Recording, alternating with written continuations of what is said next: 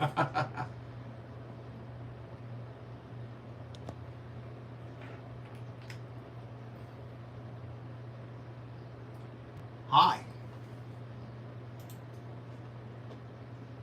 Oh, hold on, it's coming live. It's coming. Oh, that sounds awful.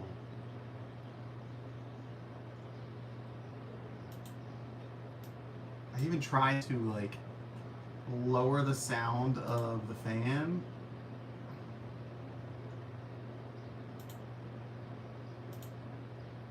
Sorry about that. Don't worry, we're getting ourselves together here. I'm glad it worked, so I'm going to blink. Share these stuff in the Discords.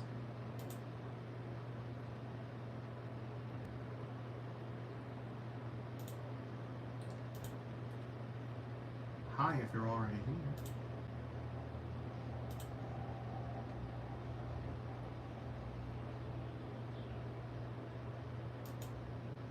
There we go. I'll be right back.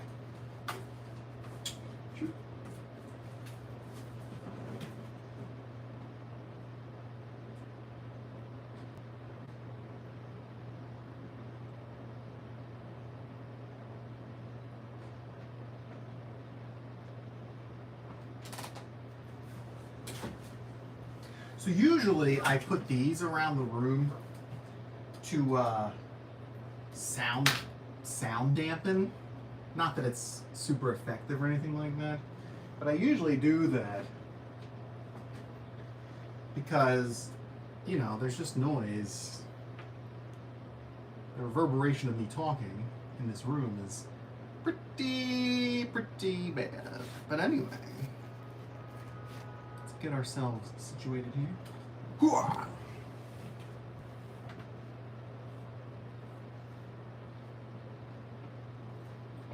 This is very unusual. Usually I have this done. For some reason this time I didn't. Which is odd, I will admit.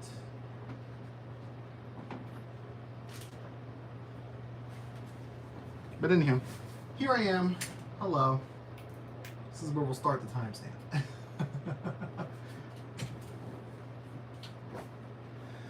So hi, welcome to Gremlin Lord Live, episode 14, Community Chest.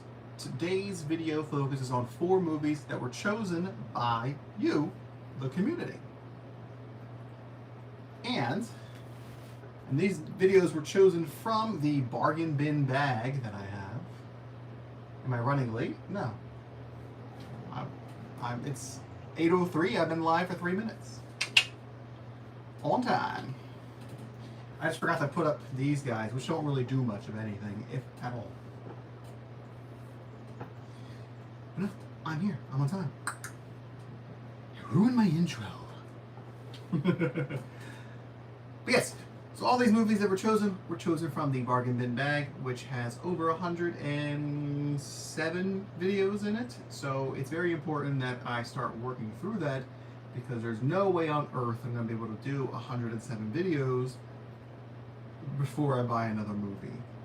So it's important that I wanted to do this because this week is kind of busy. I have worked the election for 16 plus hours, actually more like 17 hours, because I had to wait at City Hall. And Earthlings this weekend. I really don't want to stress over doing a whole full-length video, trying to get it to work and trying to dedicate my time to when I need to be actually recovering from the election and, you know, try to relax a little bit. This is it's a more relaxed type of performance here, is the YouTube Lives. So that's what we're doing. So I just offered a thumbnail. The movie choices are as follows.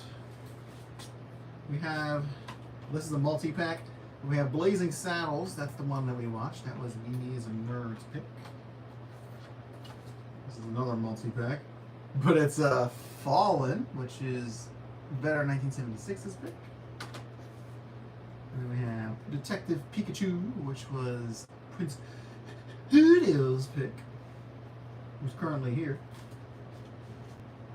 And the last one was Galaxy Quest, which was the one chosen by the community from the remaining videos that were picked in the top 3s. So those are the 4 movies we'll be talking about today. If I would have watched the rest of these Mission Impossible movies, we could talk about those, but I didn't, so we can't. But anyhow,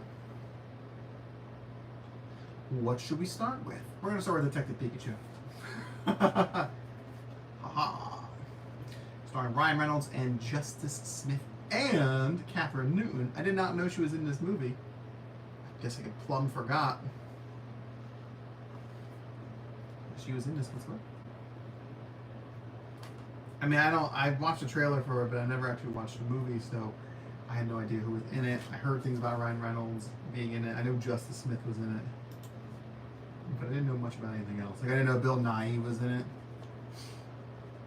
Ken Watanabe, Rita Ora, Suki Waterhouse, Diplo. Did you know Diplo was in it? This is a 2019 film, rated PG. Rita Ora played like the head scientist, like when they're in the lab with Mewtwo, who's like, she's the one that's talking about what they're doing. Like, we've rearranged the DNA and we figured out that's Rita Ora. Yeah, she's Dr. Anne Laurent. Yep. According to IMDb. Are you calling IMDb a liar? Where's the description of the movie? It's a very long description. It's a very short description. Both these descriptions are terrible.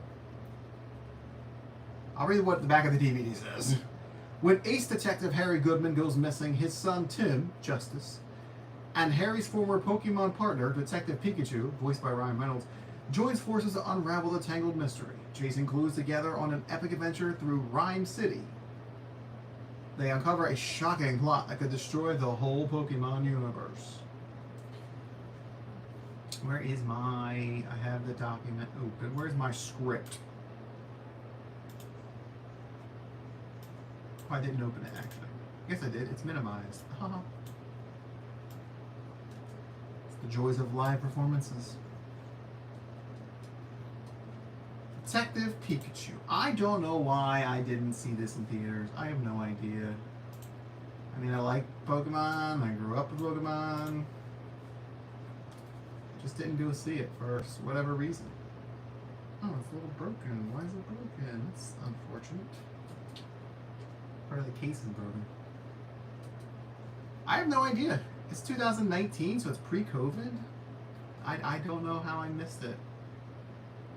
I mean, I was working, so maybe I just couldn't get off in time to go see it.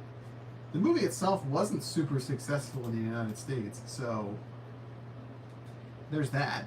It's estimated to have a $150 million budget and didn't make that in the United States and Canada. Only made $144 million.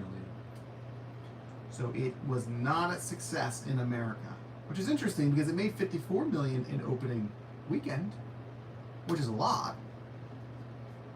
It did gross $450 million, so it did make $300 million over its budget. I think it didn't do well is because it's not Pokemon the way that you think about Pokemon. Exactly. People wanted gym battles, and these are not gym battles. It's not that kind of movie. And I think that is why it wasn't successful. I mean, you don't necessarily need Ash, but you do need something that ties it to, you know, the 60 games. It is a spin. I mean, it is based on a game, Detective Pikachu, the game. Hi, better. But it is not in that same Pokemon realm that people are used to. So as I said before, it is PG, which I thought was interesting. It's PG for action, peril, some rude humor, suggestive humor, and thematic elements. And I thought that was interesting. Not that I think it should be PG-13, but I think they do say what the hell in it, which is fine. But there's like a scene with Mr. Mime where Justice is doing miming and he mimes pouring gasoline on Mr. Mime and to set him on fire. And I thought that was really heavy and dark. And Pikachu even says, "Well, that went dark fast." And I thought it was like, whoa, that's a little much. I didn't mind there weren't gym battles, to be honest. I feel like I probably would have liked it less if it was more like the TV show. Because I feel like then it would have been very kid-oriented, and I probably wouldn't have liked it as much. I probably would have just liked the special effects as opposed to anything else.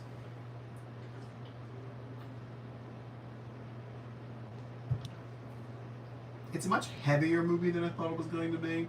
It's pretty sad overall. I mean, Tim, the main character, he loses his mom, he loses his dad. Like, he's just going through these emotions all the time. He's kind of aimless in life. He's working at an insurance agency and he doesn't like it. Like, it's very sad. And I thought that was very interesting for the first, like, live-action Pokemon movie that we're getting. And, again, another reason why it probably wasn't super successful. I mean, if they would have made a couple regular Pokemon movies first, and then shifted to this, and maybe even made it PG-13 a little bit darker, I think this would have been a better received movie. Obviously, we want to talk about how the Pokemon look. So they went with an ultra realistic view. I don't know how, you probably can't see it. I mean, if you've seen the movie, it's fine. But they went up to the realistic version of the Pokemon. And Pikachu is the detective because Pikachu was the Pokemon partner of the detective character, which is Tim's dad, who's voiced by Ryan Reynolds. And Pikachu is the most popular Pokemon, so he's the mascot of the organization. The entire company. Visually, I liked and disliked the way the Pokemon looked. I never really gave much thought of what they would look like realistically. I mean, obviously Pikachu is fuzzy, so he looked furry. And the bird Pokemon would have feathers. It didn't really dawn on me that Charizard and Charmander would have scales. Obviously, they're lizards, but the fact that they have scales was something shiny is something I didn't really think about. So, seeing them with scales was actually very interesting, and it kind of threw me off at first. But I got used to it really quick. The fact that you can hear the fan and the HVAC unit is killing me.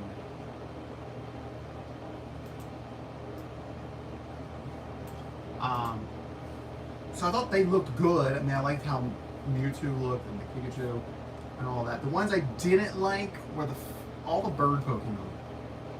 Pidgey, Pidgeotto, Spearow, Fearow, whatever flying ones they shown. I thought they did not look good at all. I think that they look out of place. Now, this is a 7-year-old movie. 6-year-old movie, sorry. So, you know, special effects wise, they probably looked fine then. It definitely didn't hold up now. I think that it's probably because they weren't the focus. So obviously, they're going to do a lot more work on Pikachu because Pikachu's the main character. They're going to do a lot more work on Charizard, Mr. Mime, and Mewtwo because they're main characters. My favorite Pokemon in it? I don't know. I mean, I probably Mr. Mime because I thought he was hilarious. Mr. Mime was great and funny. But Charizard looked really good. Starmie was not in it. Correct. We won't do the French version, thank you.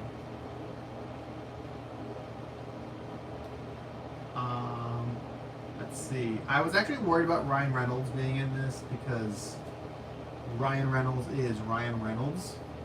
And a lot of people think he's a one-note type of actor. And he often plays the same character. I will give people that, but He actually was really good as Detective Pikachu. I did enjoy him as Detective Pikachu. He wasn't Ryan Reynolds-y to me. He sounded like somebody who's actually trying to do a voiceover as opposed to people phoning it in like, I don't know, another Nintendo property, Mario, Chris Pratt. So, I think he did really well in it. Yeah, for Canada. Well, guess what? You see this flag? It ain't the Canadian flag, is it?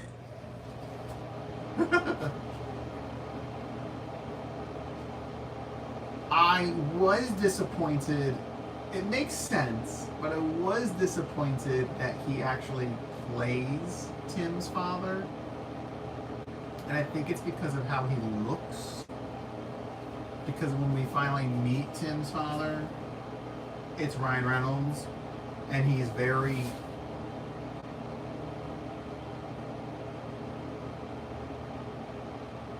What's that noise?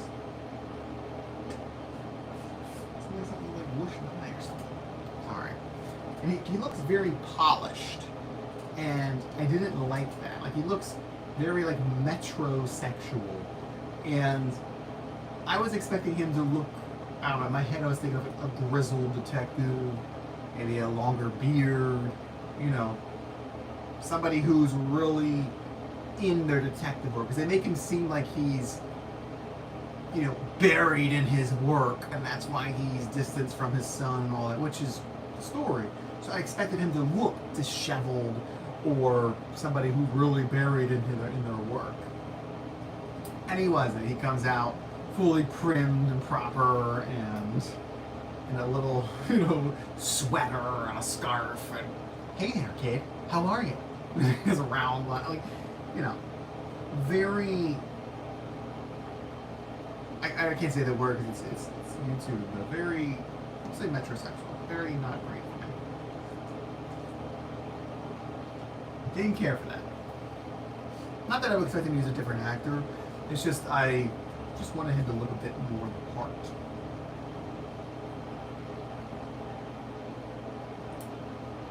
If you haven't seen it, the ending does have some twists in it. I feel like I already knew the twist from being spoiled years ago, so I wasn't like surprised by it. And it's fine, like it's fine that that's the reveal, but again, it's fine. I like Ditto. Ditto was in this movie a lot.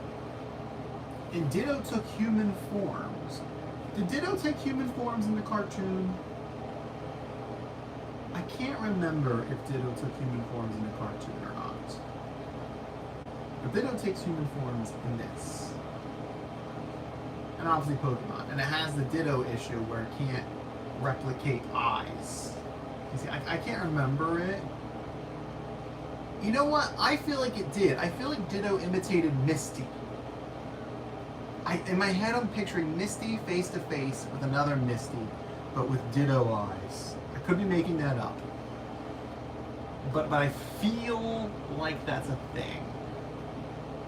Remember, this is like 20-some years ago, so I could be wrong. I'm not often wrong. There's a roller. Could be wrong in this instance. Who's Duplica? I don't know who Duplica is. Is that a Pokemon or is that a person? Because that sounds more recent than I watched. I'm talking about like when they first introduced Ditto way back when. When they had to help Ditto learn how to transform. Well, I don't know who Duplica is, so. Oh. Okay. Like I said, it's a long time ago. But I thought it was funny and I thought it worked out really well, you know.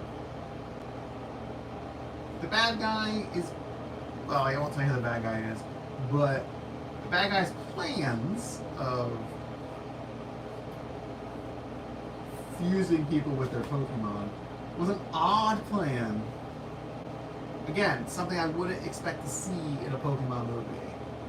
What do you mean you're going to fuse together humans and Pokemon? Like, I don't get that. That's such a weird thing. It was very poorly executed, to be honest, because while the bad guy was doing it, he was completely vulnerable, which made no sense.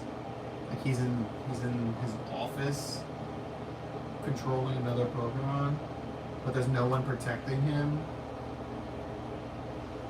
for the most part. So it's just kind of like, eh. It didn't make much sense. So I think it was an ambitious attempt at a movie. I thought they created a really nice world.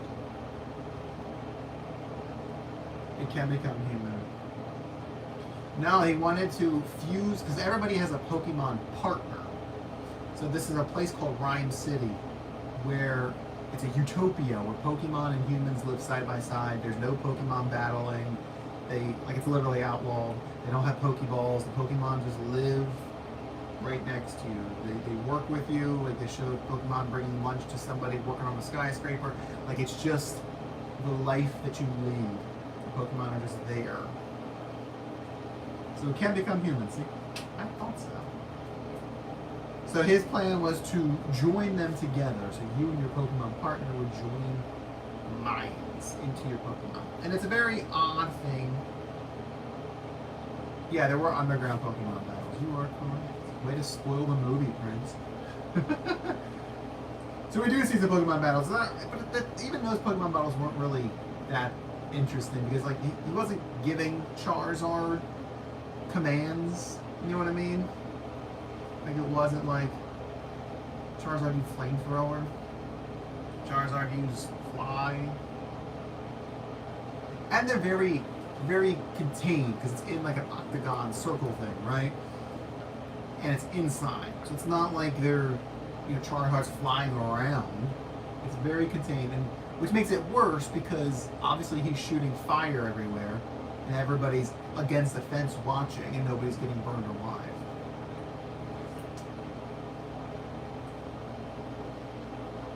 It reminds me of this joke I just made up. I'm not going to read that. I read it. I'm not going to read it out loud. Anybody who's watching this VOD can watch it in the live chat. I'm drinking Dr. Pepper. So yeah, Detective Pikachu. I did watch some of the special features. There's a Mr. Mime's audio commentary, which was as stupid as you think, because he doesn't talk. So I didn't watch all the featurettes though. I just didn't have the time. Well, I laughed quite a bit. I mean, I laughed at all the Mr. Mime stuff. I laughed. Like I said, Ryan Reynolds had some funny lines and stuff. Like, I did enjoy it, but it was still overall a sad movie to me. And so I think it's such an odd movie to make the first in this series, which I never made another one. Would I watch it again? I mean, maybe, like, if my nephews wanted to watch it. I'm not gonna, like, put it in right now and watch it again. It is funny, it says digital movie code is not redeemable on movies anywhere in Canada. And it's in big red letters. It's very interesting. Yeah, again, I think this would have worked better as a third movie in the series, like a spin-off, like you said, as opposed to anything else. Like, you could have had, Ash stuff, and then Ash 2, and then... Wow, guys, you hear about the brand new city? Rhyme City, where Pokemon and people live side by side? Wow, we should check it out. And then they could have gone to this. I would probably prefer to keep Tim than rather have Ash in it. But, because it has that father-son angle. Or maybe have like Ash come in at the end or something. I don't know. I feel that it's a missed opportunity. And like I said, it made back $300 million extra on its budget, but only for the worldwide and not in America. It failed in America, which is crazy. But we know why. Because it wasn't what people were expecting. Somebody said, I watched it at the lowest point of my life. A video game movie done right. See? That's a good review. Cute, funny, but no real substance. Enough here for all ages to enjoy. So as for a rating,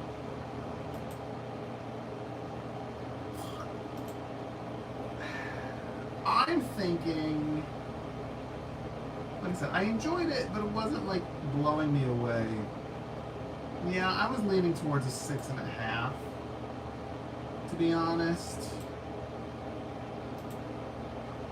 Because I like the visual style. I liked what they did with the Pokemon. Yeah, it just... like, the villain's plan didn't make a lot of sense. Metrosexual Ryan Reynolds was annoying to look at. Here's falling out. It's so loose. Oh yeah, my nephew has like a Pikachu, a Detective Pikachu card, promo card from him. But yeah, so Detective Pikachu, 6.5 out of 10. It works for me. It's fine. It's fine. Who knows if we'll ever see any more Pokemon movies. Maybe they'll go back to like more game-related things or something and use the same visual style. So what movie should we do next? Well, Vetter's here, so let's do Vetter's movie. Vetter's movie is Fallen, starring Denzel Washington. Oh, you know what I like? I like the way Bulbasaur's ears look in the sun. Because they look translucent. There's actually quite a few movies called Fallen.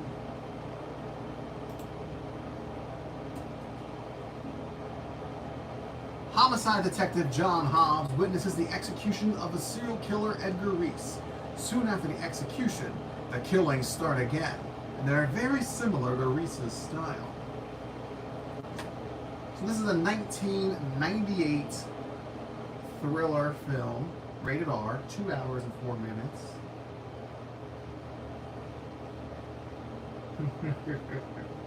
Well, good news, I did like the movie. So, we can stay friends. So we got Denzel Washington as the main character, John Hobbs, main detective. He's the one who captured this Reese killer. John Goodman plays his partner, Jonesy.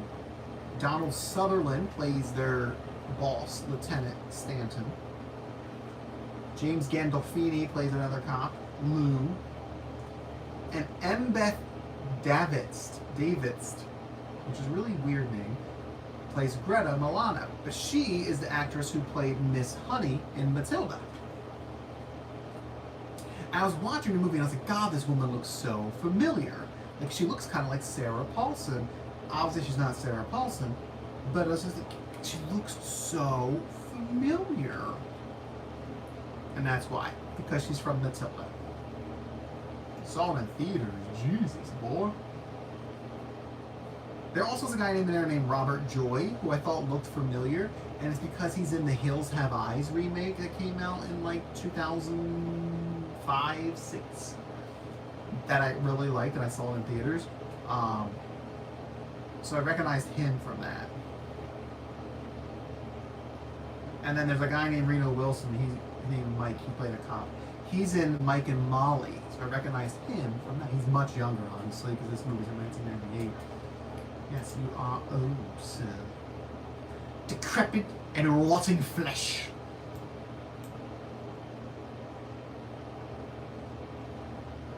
Now, here's a better description of the movie. Obviously, this isn't going to have it because this has 5 movies in it. It doesn't have any descriptions in the back. Detective John Hobbs is convinced that when Edgar Reese is executed, all of his troubles are over.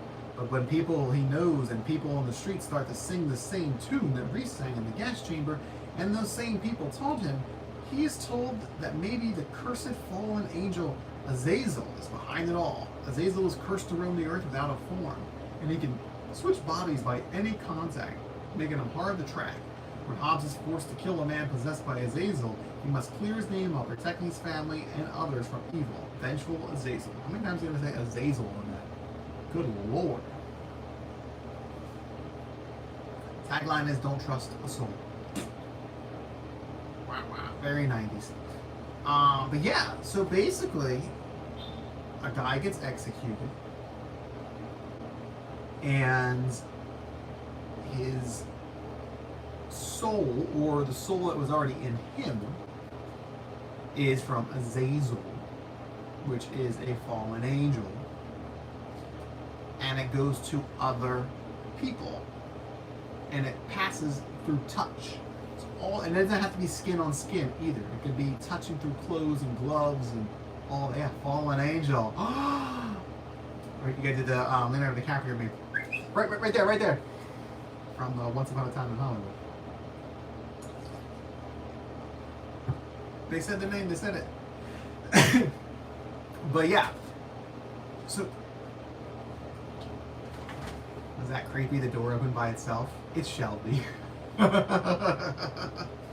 baby. It's air conditioned downstairs. I don't know why you're up here.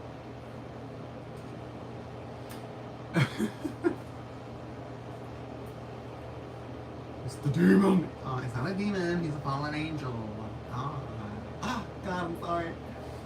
But yeah. So it was a very interesting movie. I actually really did like it. I gotta scroll down. It had a really good atmosphere about it, and it was dark, and it was dark, like visually dark. And you know, Denzel lived in a regular looking apartment with his brother and his nephew. At first,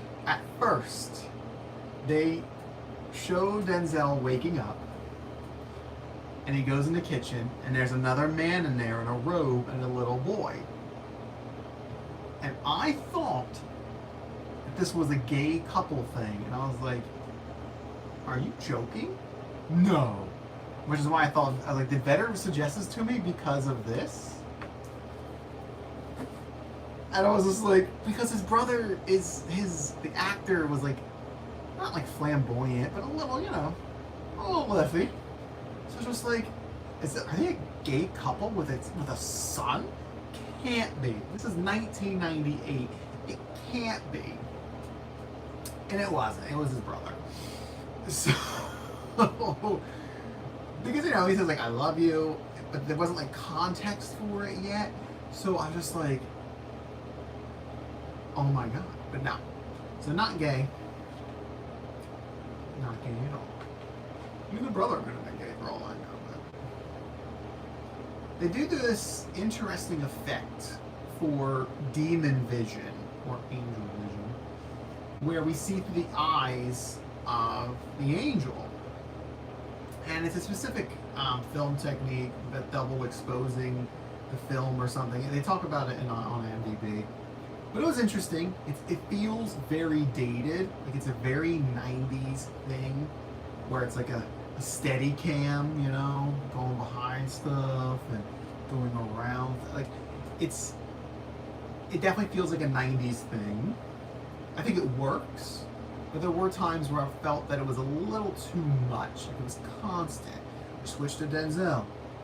We switched to the angel. We switched to Denzel. We switched to the angel. Like it was just back and forth, and I was just like, okay, can we move on? Can he either see the person who's watching him or not see him? Because sometimes the people who are possessed seem to have the uncanny ability to be not seen whatsoever, which is not the case. They're just humans who are possessed. They don't have special powers. But Denzel was really good. John Goodman I really liked. It was a surprise seeing John Goodman. Keith Sutherland. That's the son. Donald Sutherland was very mean. He played a good, you know, rude boss.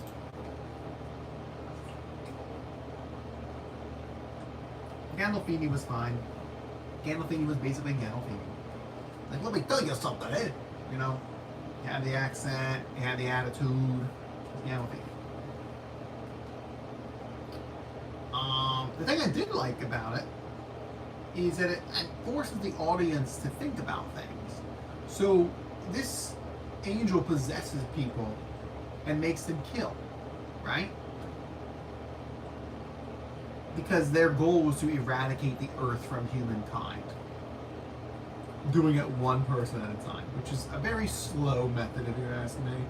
I mean, you need to be committing mass things way more often because humans are being born every second.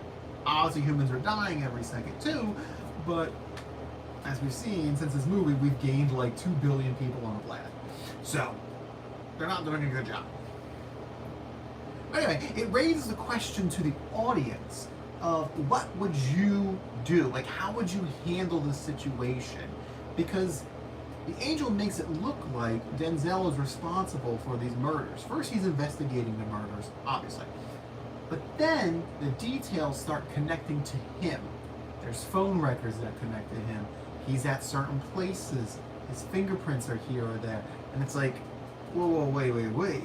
So it's how do you prove your innocence in this situation, but how do you also stop them? Because you just can't go kill the person who's killing people. You know, I can't just go kill the middle-aged woman who just killed somebody, because you have to have a reason. Because very easily, she could touch somebody else and be a different person in just a single second. So it's like, how do you approach this when the person you arrest could just touch a guard or something and it will transfer to the guard? And then that spirit will be out back in the world again. So it's very... You've seen this movie, Prince? Oh. I do want to complain about this, though. Where all 5 discs are on this one clip. That's annoying. It's also funny because you know they make these packs out of unbought DVDs. Because, as you can see, this one is the cheapest one possible, right? There's nothing on it. Nothing. It is double-sided, though. There's the full screen version, or the widescreen version, and then the formatted for your TV version, which is a literal square on your screen. That's what I put in first, is like no things. But then you see this one is Training Day, and it actually has a picture of Training Day. So it's like they opened up the packaging from other DVD sets and then put them in this set. Which is exactly what they do with stuff at Walmart all the time. Like my Rambo pack, they're still selling it, but they got rid of the sleeve. I bought it with a cool sleeve. The sleeve no longer exists on it. They took off all the sleeves and they probably threw them away. But they do that all the time. They repackage their things that don't sell. Like if you go there, they have like a bargain, not bargain, they have like a bargain wall, and all the DVDs have like glow-in-the-dark covers. But it's really just the same basic DVD that's been sitting on their shelves for 5 years, but now they have a new cover. So, I've never seen Training Day either. I've never seen any of these movies on this list. Training Day, Pelican Brief, Book of Eli, Malcolm X, but now I've seen Fallen. But the mystery of the movie does unfold really nicely. We, the audience, know. Well, because I'm always looking at DVDs. We know what's going on before the characters do, so we get to watch the characters try to figure it out, which is interesting. It's well done. But the idea is that, like, you can't, like, how do you beat it? Because they do show that it can possess, like, a cat or a dog or a bird. It can possess any living thing, it looked like. Which will make it really hard to stop them. Because, you know, they could just jump into that ant over there, or jump into a spider, jump into the bird flying overhead. You just have the bird crash into somebody. Oh my god, a pigeon hit me today. Really? Yes.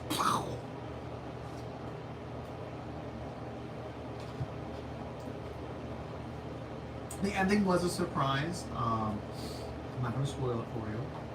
It's something I should have seen. They did, like, show you examples of what could happen earlier in the movie, but I was just so engrossed I completely forgot about that. So when it came to the ending, it was a surprise. I really did like that. There was one particular scene where the angel was jumping from body to body. So Denzel's out there trying to like grab him, and then the angel touches somebody else, and then they're in that person, and then they're in this person, and they're in that person, and they're in this kid, there's this old lady, they're in this nun, and it's just this constant barrage of people walking by him, and it really screws with his psyche. And it's just interesting to see that, you know, psychological this angel is, like manipulating Denzel's character. And I really like that. I liked all the police work and the investigating. Like I said, it was done really well. I like the idea of what it means to be good and what it means to be good enough. So they talk about cops skimming money off of things. It's called like getting cream, which I'm assuming means, you know, taking some cream off the top is the metaphor that they're going for. And Denzel mentions you can still be a good cop if you do that, because it's more about what you do on the job to be a good cop as opposed to being a bad cop. I don't know. I thought it was a bit odd, because I feel like, well, no, if you're a good cop, you wouldn't be skimming off the top, but that's just me. But I understood what he was trying to say. You know, if the cop busts somebody, like a drug dealer, and takes $100 from the drug dealer's pocket, and then the rest goes in evidence, like, I get it. I wouldn't do it because it's dishonest. But I get it. Let's see. But yeah, it was a good movie, better. Good choice. Good choice. And it's funny because it's the only one of this list of Denzel movies that I've never heard of. Out of these 5, it's the only one I've never heard of.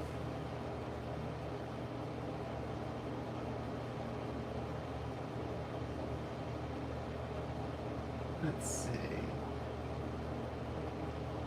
And they did film in Pennsylvania. I knew that because they showed Gino's steaks. And I was like, that's Philly. And I knew it. They didn't mention that they were in Philly, but you could tell they were filming in Philly. It was not. This says that it made $25 million. And opening weekend was $10 million.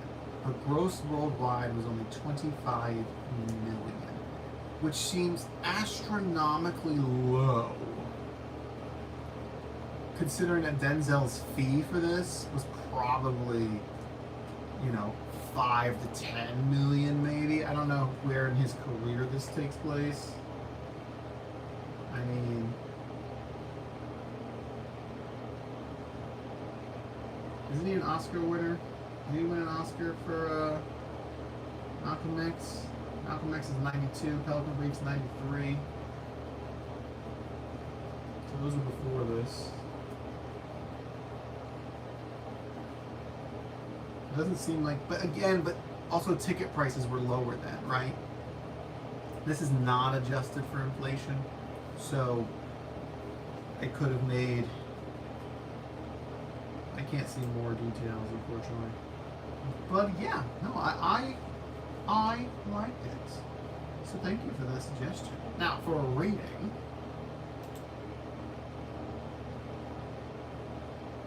I am leaning more towards an 8 for Denzel Washington's Fallen. There were, like I said, there were some issues with the whole angel vision, and I thought it was overdone.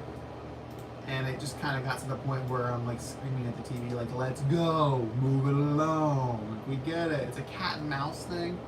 I get that's what they were going for, but sometimes it just felt a little too cat mouse. Let's just sit here and look at each other for half an hour. Remember, Denzel's supposed to be this amazing detective. Like, he talks about how, you know, some police officers are really good because they just see things. He sees things and he registers things, which is what I do. I see things and I register things, like the whole thing with DVD covers. But he's not noticing these people who he's seeing on the streets who look at him funny. You know what I mean? I don't know. I thought that was a bit odd. Hey man, it's a good movie. let's see if I'm looking at Fallen 1998 budget. It says the budget was $46 million.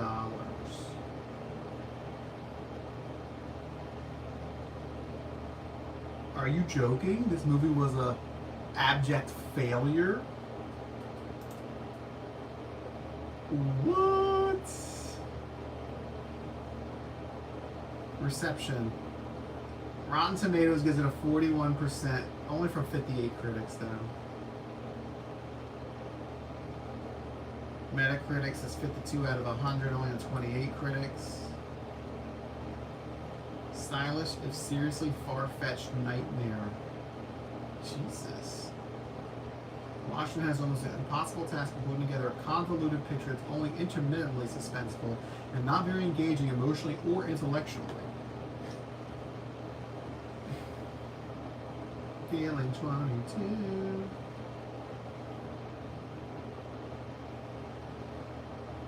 That's crazy. It's gained a cult following since as one of his more underrated performances. So released in 2,400 theaters, ailing the number 3 to box office and made $10 million in its opening weekend. Second weekend made $4 million.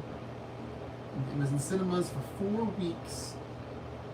It only made $23 million in the U.S., $981,000 internationally, for a total of 25. Whew.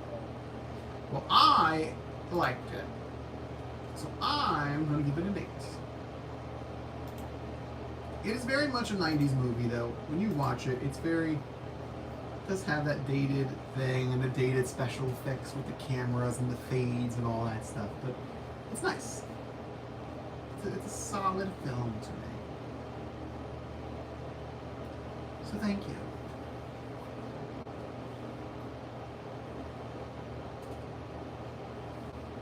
We're going to move on to the third film, which is going to be Mimi is a Nerd's pick of Blazing Saddles.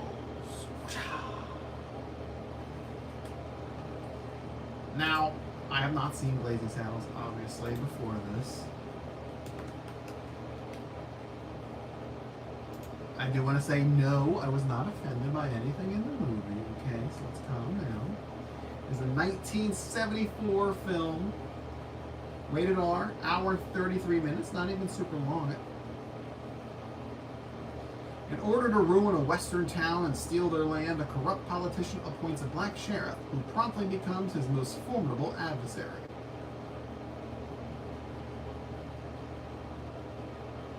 A town where everyone seems to be named Johnson is in the way of a railroad. In order to grab their land, Headley Lamar, a politically connected nasty person, sends in his henchmen to make the town unlivable. After the sheriff is killed, the town demands a new sheriff from the governor.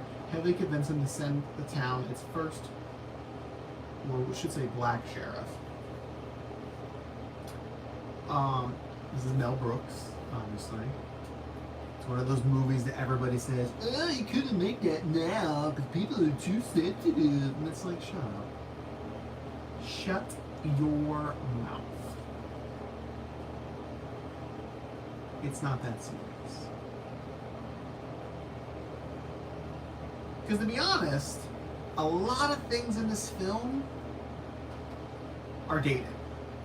And dated in the sense that it references things that don't matter anymore.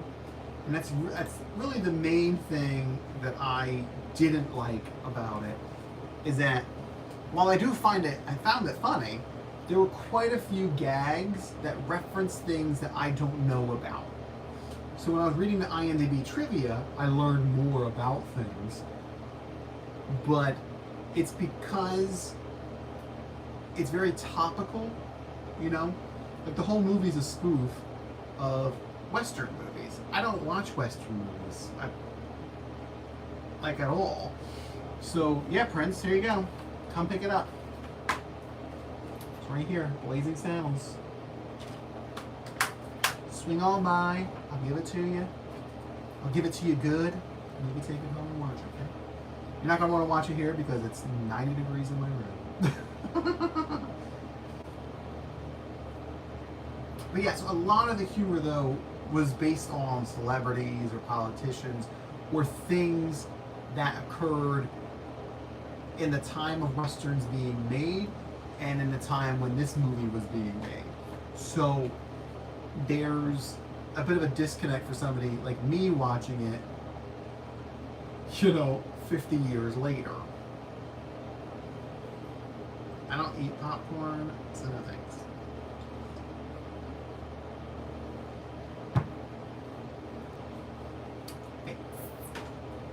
It's a bad. I just felt like it required knowledge of things outside of slapstick and other funny things. I don't know what else popcorn. We're gonna deck the halls with the popcorn. Put them on a string and put them around the Christmas tree. Like, so there's a cliche of characters in Westerns shooting a 2-shot pistol 3 times. That's something I didn't get. And it happened a couple times in this movie.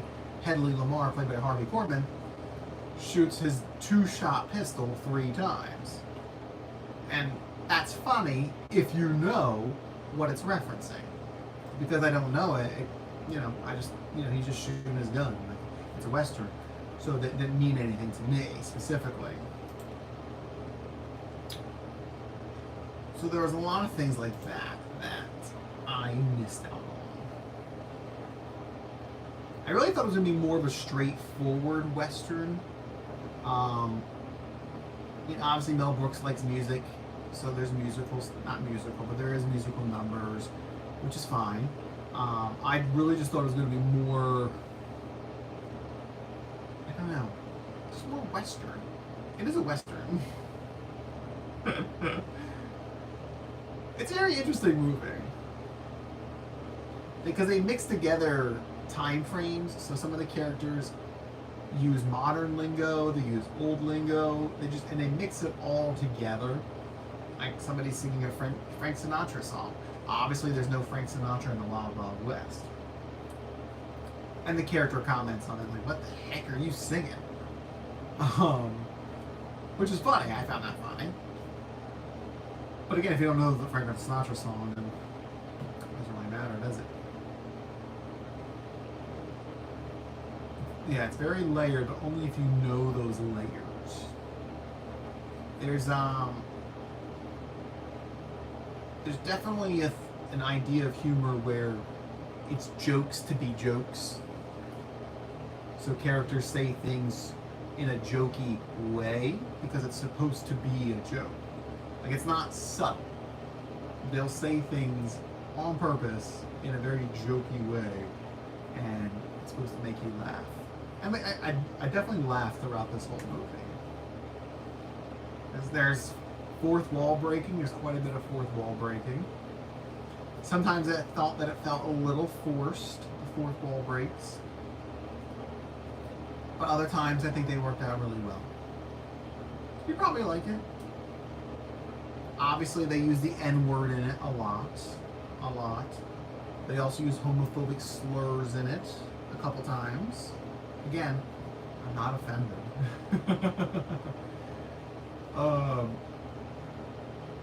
Which is, I think it's like the stuff that people say, oh, he couldn't make that. You can use that. Like, you can literally, did they say the N-word in Sinners? It's like they just made movies. They're still making movies with the N-word in it. Did they use the N-word in Sinners? I don't know. But I definitely know that they still use homophobic slurs in movies. So, it's not, you can't make it anymore. You can make it. You just have to be willing to make it. That's all. And you have to make it in the same way that he made it, right? It wasn't in a vicious way. It's not in a mean way. He's not just going around calling black people the N-word, right? The characters are doing it in the film because of the time frame that they're in, so it makes sense. Racism is rampant, and they play upon that racism as well. where they make the black characters, or the cultured ones. Oh, it's okay. And they're the ones singing Frank Sinatra. And the white guy's like, I don't know what that is. I want to sing Camptown Races. So it's like, you know, it's very clever in that way. I did like the line, where are the white women at? I thought that whole scene was very funny. When they're trying to get the attention of some KKK members. And Gene Wilder's like, look what I found! He pulls them over and he goes, where are the white women at? It was very funny, very funny. I laughed out loud quite a bit in this movie. But I feel like there were probably things I could have laughed out more if I knew what the heck they were referencing. There was one scene that I didn't think was funny at all. And apparently it's a controversial scene back in the 70s. And it's a scene where the cowboys are all sitting around a campfire. And this has been referenced quite a few times in other media about how cowboys eat beans and drink black coffee. And, you know, they're going to be gassy. They're going to have weird bowels. So there's a whole scene where everybody's sitting around the fire and they're just farting. And the first fart, I was like, you know, funny. Second fart, and then by the 20th fart, I was just like, okay. I don't think that's not funny to me. It went on too long.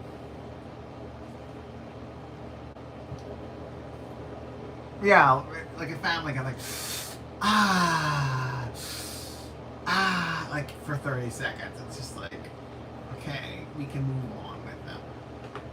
And like I said, apparently it was controversial back then because like farting wasn't a part of film. And it's controversial because it's like a lot of farting, not just like this is the first time farting's been on film, but it's like 45 seconds of farts. So it's controversial. I give them kudos for doing something controversial. It's just, I didn't think it was that funny. I didn't go over who the actors were. I'm sorry. Cleveland Little plays Bart. He was on Broadway. Gene Wilder would play Jim, the fastest hands in the West. Slim Pickens is in it. He plays Taggart. Harvey Korman, I mentioned, plays Hedley Lamar.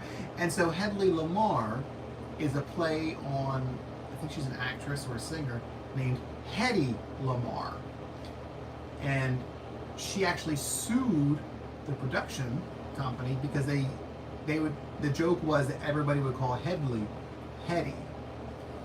And apparently she didn't like that joke, so she ended up suing the production company, and they settled out of court for it because she said it was, they were making fun of her name or using her name or whatever.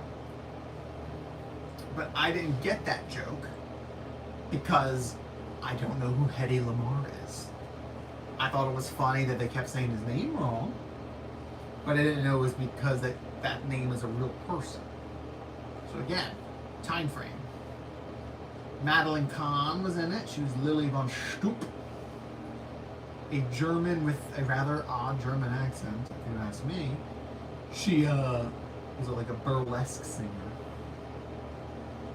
I found her harder to understand sometimes, even with subtitles, because they wouldn't subtitle some of the things. For some reason, this version of the movie, didn't subtitle everything. And there were parts where I just had no idea what they were saying. Because obviously it's an old movie, so the sound, this isn't like a revamped Blu-ray version. This is just it's the 30th anniversary, and it just had its 50th anniversary. So this, and it's a Walmart DVD. So, you know, it's not digitally restored or anything like that.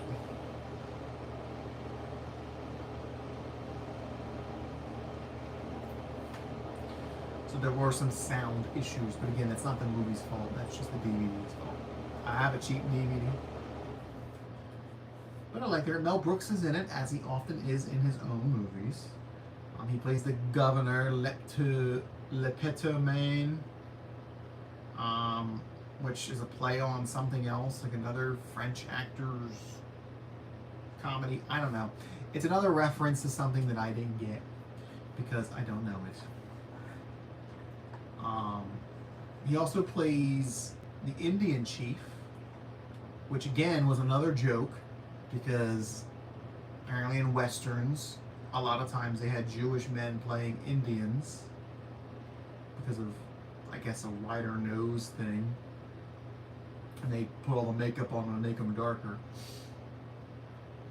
But again, I wouldn't get that reference because I don't know anything about westerns. So I thought it was funny because it's Mel Brooks being a Native American, but I didn't understand that it was funny because of a deeper meaning. So,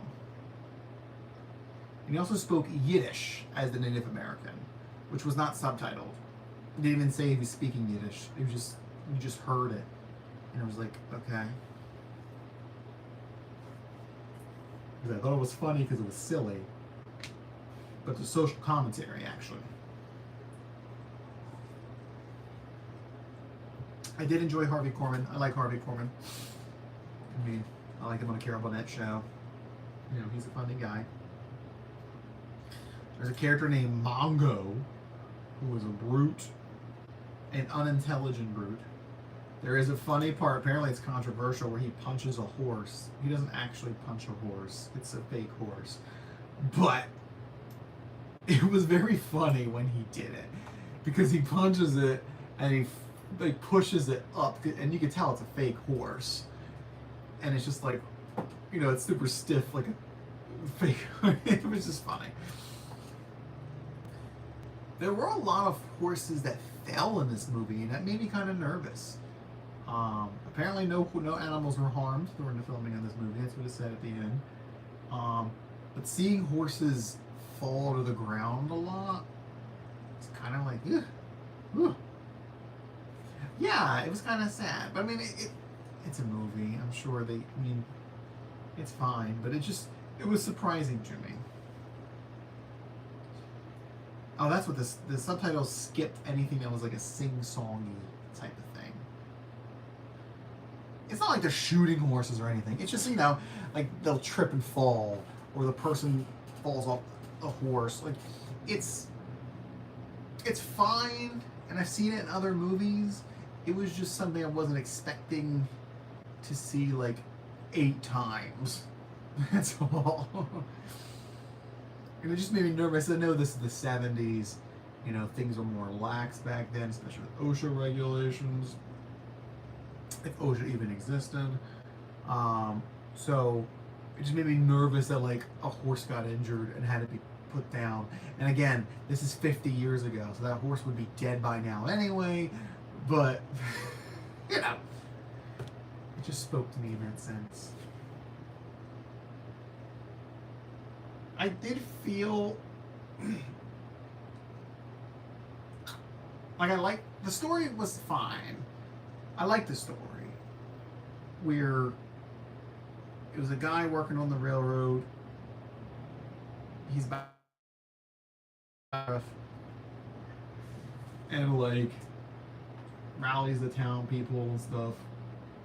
I don't know. It was very interesting. I felt that Gene Wilder's character was just kind of there a lot.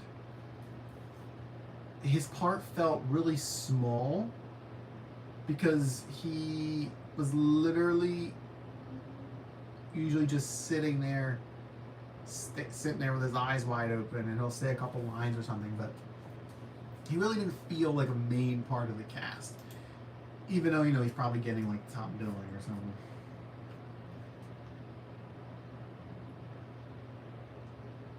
I don't know. I mean, I like Gene Wilder, so I think it's a likable cast. Apparently, a lot of them are actually in a lot of westerns anyway. And, Mel Brooks is a writer on it. There were actually 2 other writers on this movie.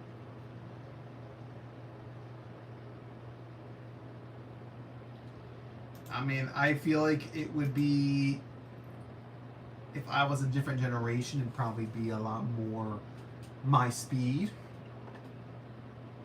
than it currently is. I mean, I've seen other Mel Brooks movies. I mean, I've seen Spaceballs, making a second one. I have not seen Young Frankenstein. I have not seen History of the World, part 1 or part 2 now. Robin Hood Men in Tights. Wait, is that Mel Brooks too? Robin Hood Men in Tights? I don't know. It's in the more like this section, so. I haven't seen Airplane either. High Anxiety, Mel Brooks. I have not seen that either. It's 1977.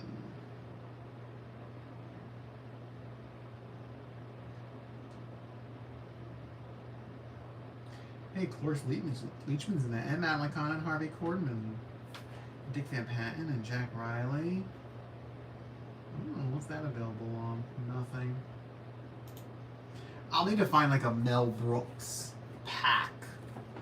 You know, a Mel Brooks collection. So I can watch a lot of his stuff. I'm getting there, IMDb. They prompted me to rate the movie. Like, I'm getting there, man.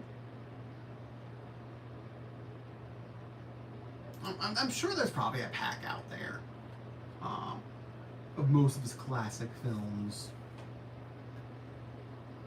Like The Producers or something like that. Springtime for Hitler. I don't know.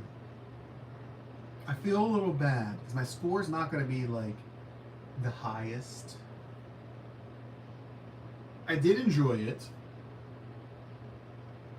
But like I said, I feel like a lot of it is based on topical things that aren't relevant to a modern audience who don't know this history. Where's my notes here? The ending was was funny, but it got really erratic, which I guess is Mel Brooksy. It became like a meta type of thing, where it was like a movie in a movie, like they acknowledge that they're making a movie, but like some of the characters don't acknowledge they're making a movie. It's like the bad guy's escaping and he's running out of the movie studios. Like it's a very like it's a meta thing, and I thought it was funny. It's just really crazy.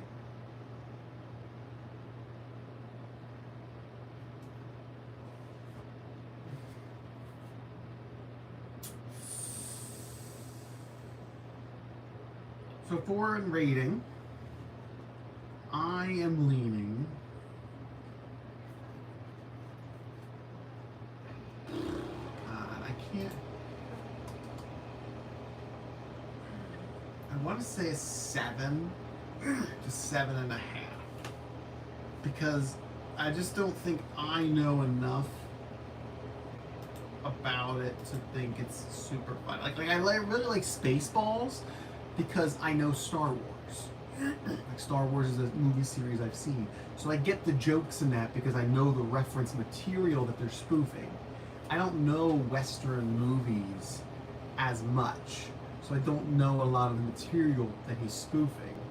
It's still funny because it's comedy and such, but I don't know all the deeper meaning and the deeper layers of it because I don't know the reference material. It's still a fine movie though. I also like how the sheriff's outfits were always like really designer. Like he had like a Gucci belt buckle or something, and it was very funny. Like Gucci saddlebags for his horse. And I thought that was funny. But yeah, that's Mel Brooks' 1974 classic, Blazing Saddles. This is going to go back in the bargain bin bag because Caddyshack is on there, and so is Spies Like Us, which we haven't seen. So it's going to go back in the bargain bin bag with the Denzel collection. Which brings us to our final film of the evening, which is a movie that I think I have possibly watched at some point, but maybe not. I feel like it's a movie that my ex made me watch and I fell asleep watching. And that is 1999's Galaxy Quest. Also rated PG. It's 2 PG movies in one thing. You've seen it, but it's been a while. Yeah. I mean, obviously, I love Sigourney Weaver. Alan Rickman's in it. Tim Allen, Tony Shalhoub, Sam Rockwell, Daryl Mitchell. There's a lot of Missy Pyle, Rainn Wilson, Justin Long, Enrico Colantoni. Justin Long was just a wee little lad in this. He was super adorable.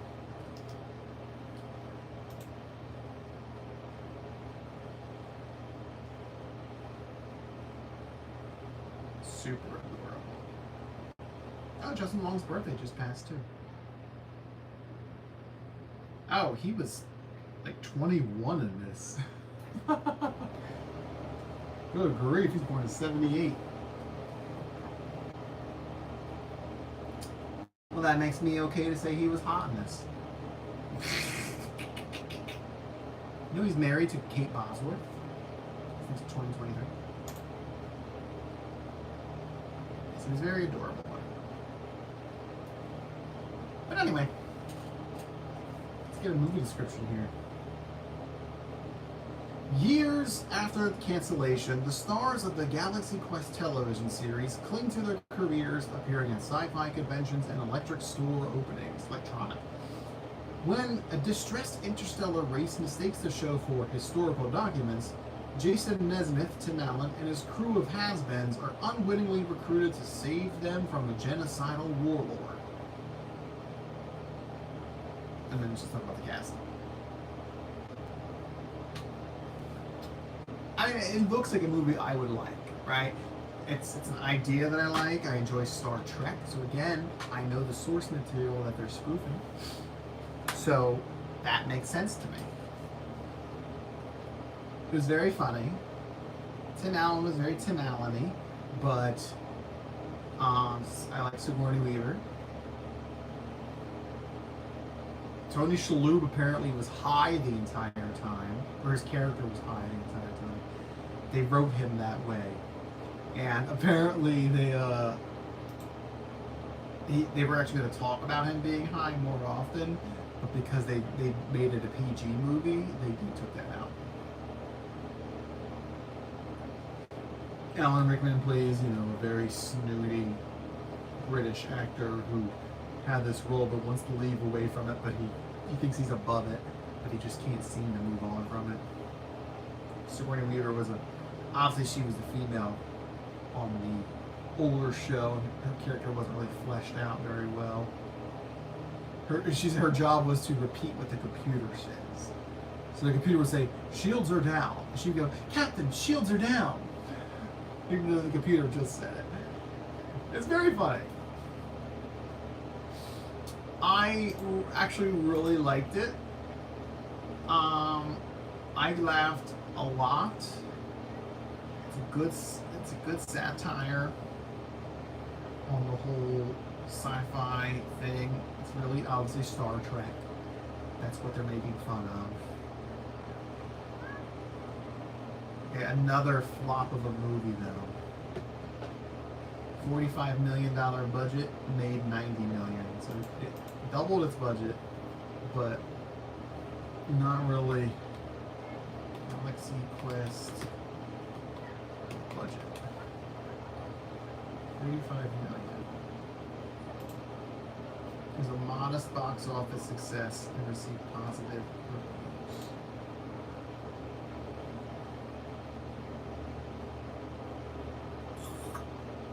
It achieved cult status from Star Trek fans. They actually included in their Star Trek fans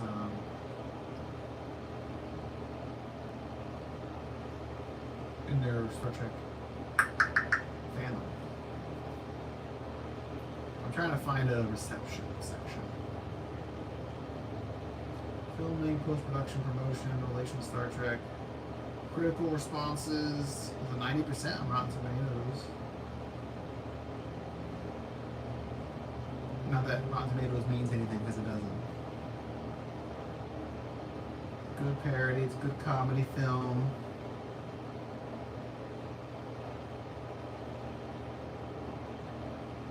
The 8 and 11-year-olds should be enthralled. I thought it was a funny movie for everybody.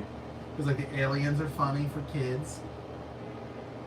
There's more existential stuff for adults. You know. And like I said, this is from 1999. It's quite a bit of an older movie here. And it's still doing well. Spent its first 9 weeks in the top 10 of the box office. So that's not bad. I thought it was going to say at the top of the box office. Yeah, budget of 45, made 90 million. So it made back its budget. It was nominated for like 10 Saturn Awards.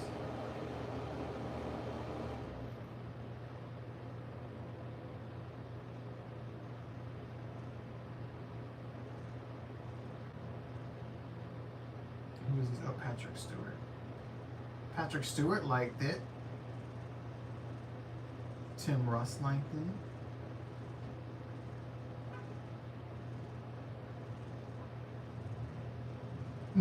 George Takei liked it, and William Shatner liked it. So there you go.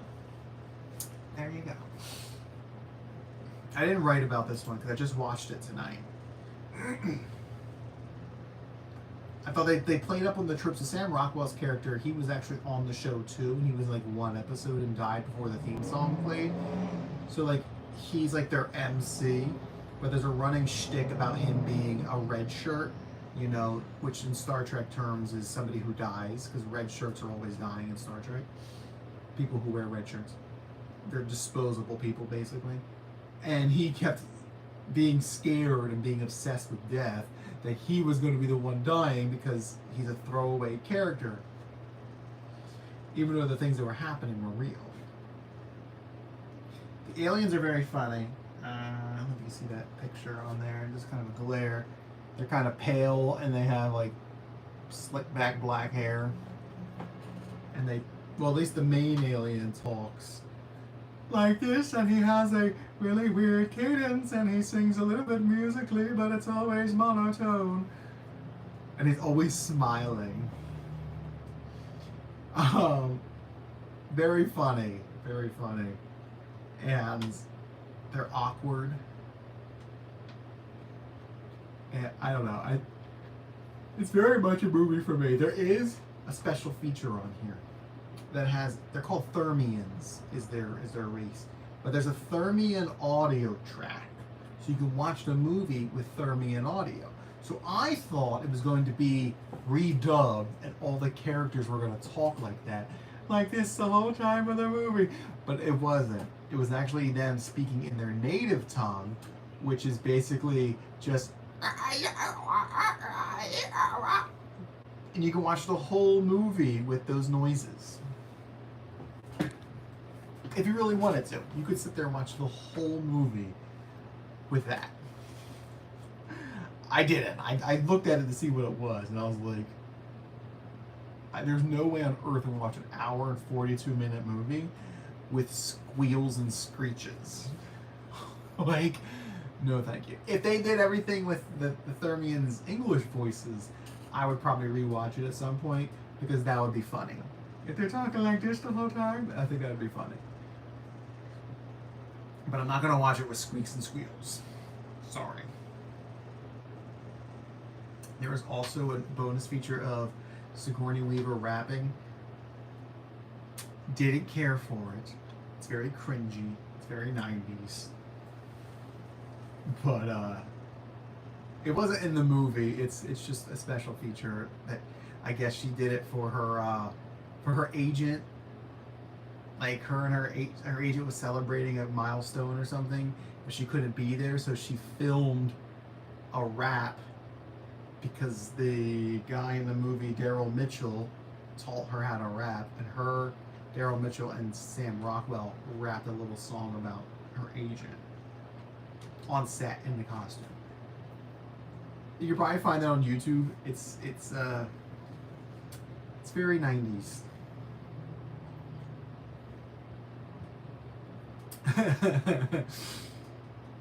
And yeah, it was very random. The special effects were pretty good. I mean, the aliens still look pretty good. I mean, you can see the little baby looking aliens here. Some parts they look really good. Some parts they didn't look as good, but it's fine.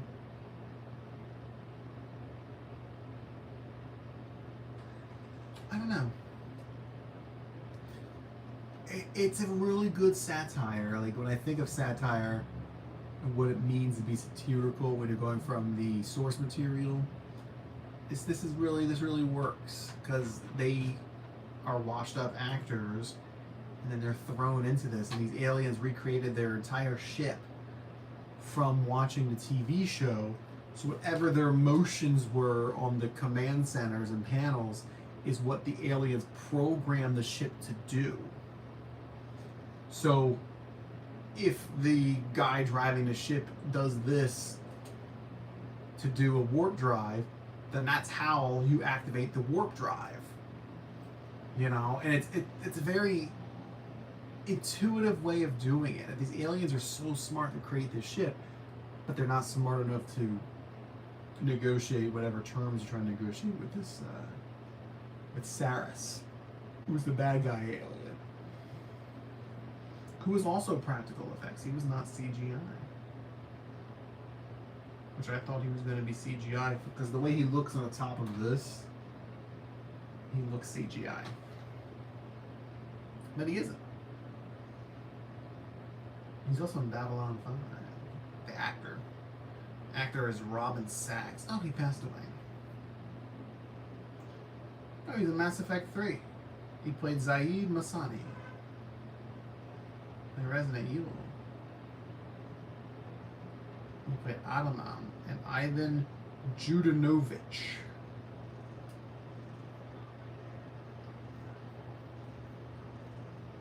He played Zaid Masani in all of Mass Effects, apparently. I don't know who Zaid Masani is.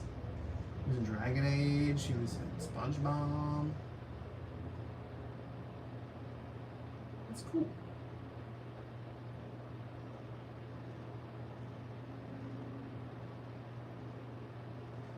Anyway.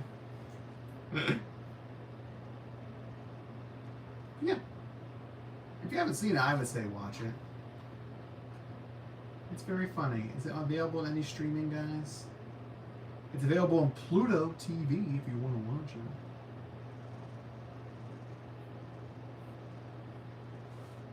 This was only $3.74 at Walmart. Wasn't even $5 market. It looks like somebody printed this and put it in their house. Or printed it at their house and put it in the store. Especially this cover. Very cheap. But hey, it worked. Some action, violence, mild language, and sensuality. Because two of the characters make out.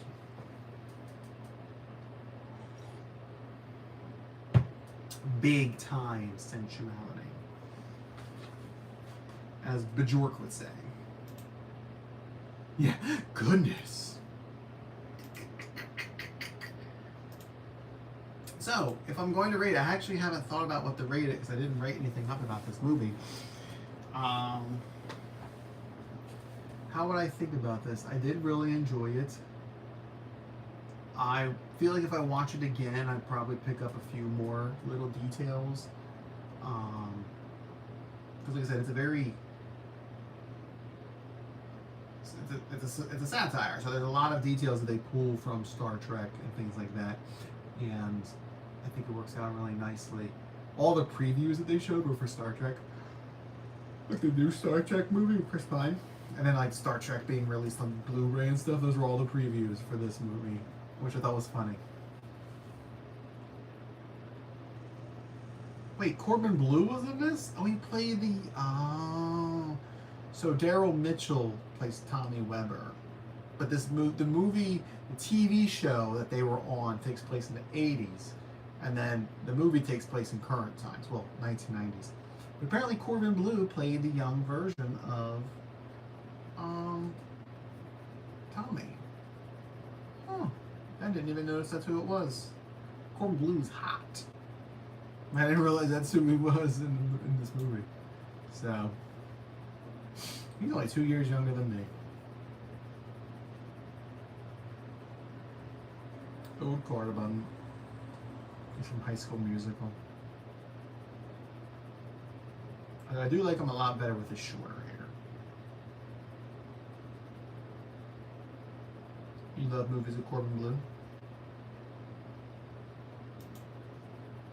Oh, yeah. Obviously, all the other adults just played themselves in the 80s, so. But yeah. This was a movie that my dad actually really likes. He really liked Galaxy Quest. So, because he would always talk about this. He'd talk about this. He'd talk about Evolution with David Duchovny and I think Julianne Moore, right? Orlando or something.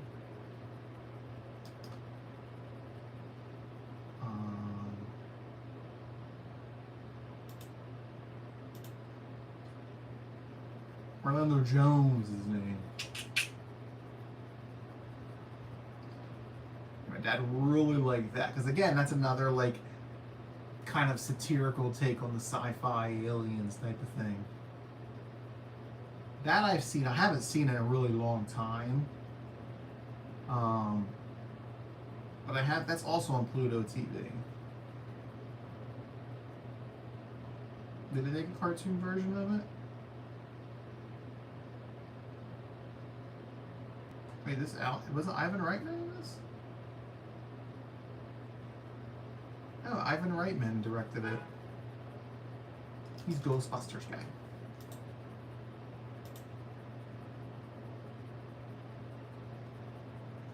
He's also dead, but I don't know if there was a TV show or not.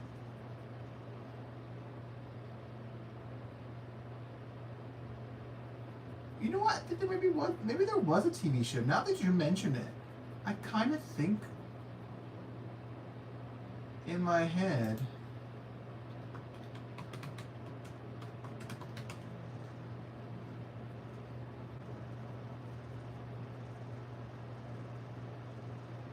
Evolution, the animated series. Yeah, it's like a kid-friendly version of the movie. It's like the it's like anything else that like they do with this. Like Beetlejuice cartoon isn't like Beetlejuice the movie. Beetlejuice and Lydia are BFFs in the Beetlejuice cartoon. But in the movie, he's obviously trying to marry her. It had one season. It's like 2001, 2002.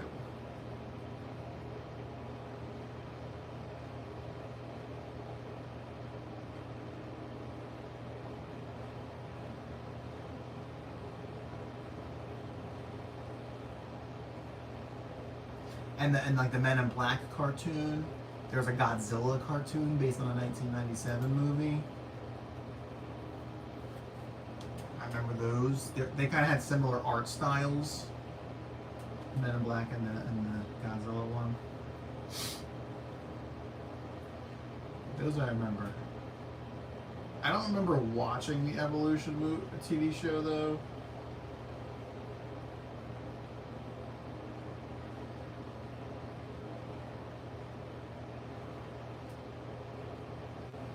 But yeah. Anyway, Galaxy Quest. Rating for Galaxy Quest. What do we want to do? What are we going to do? I did watch the Godzilla show. I am leaning for right now. I think if I watched it again, I'd probably like it even more, to be honest.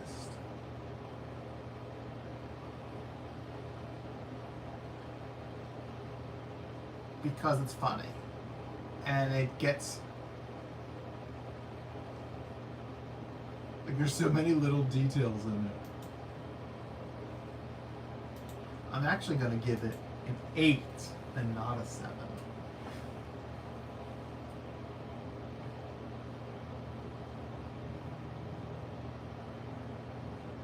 There is a scene in it where it's obvious that Sigourney Weaver's character says the F word.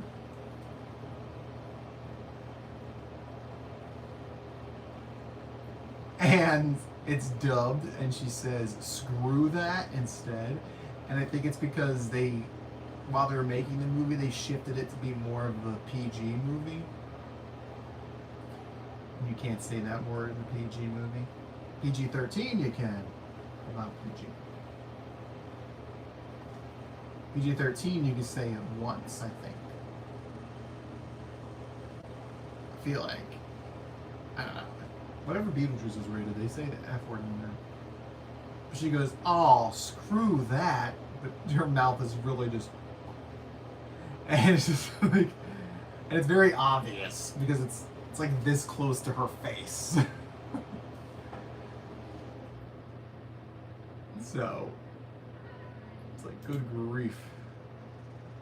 But it's funny. She looked really hot in this movie, though.